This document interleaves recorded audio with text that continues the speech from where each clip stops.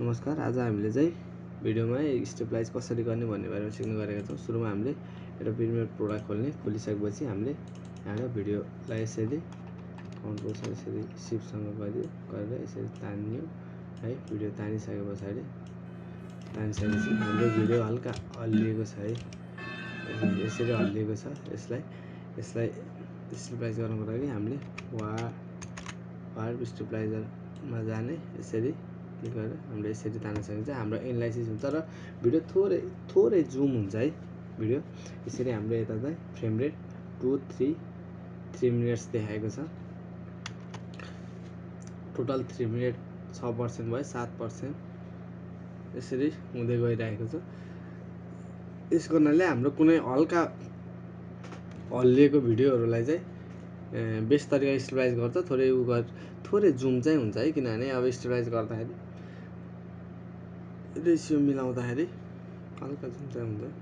यसरी हाम्रो 18% frame rate यसरी काउन्ट हुँदै गइरहेको छ। हाम्रो यसरी भिडियोलाई प्ले गरिदियो हाम्रो यसरी गर्नाले प्रिमियर प्रोमा चाहिँ यो चाहिँ बेस्ट अप्सन लाग्छ। किनभने अब हामीले जति बेला गिम्बल युज गर्न चाहिँ अलि नमिल्ने अवस्थामा, कुनै बेला हल्लिएको बेलामा चाहिँ मोसनहरू चलाउने बेलामा र हाम्रो यो चलाइसकेपछि हामीले स्लो गर्न चाहिँ हामीलाई अलिकति मिल्दैन है। किनभने स्टेबलाइजर चलाइसके पछाडि त्यो चाहिँ हामीले त्यो युज गर्न चाहिँ पाउँदैनौँ है। लगभग अब कम्प्लिट हुन लाग्यो। Analysis in background step 1 of 2 हुन्छ। अनि त्यस पछाडि हाम्रो 100% स्टेबलाइजिङ हुँदैछ।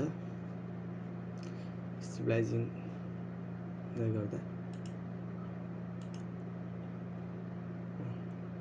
यसरी हाम्रो यो स्टेबलाइजिङ गरिसकेको छ भने हामीले यसरी यस्तो हल्लिएको थियो, यो गर्दा हल्का जुम हुन्छ।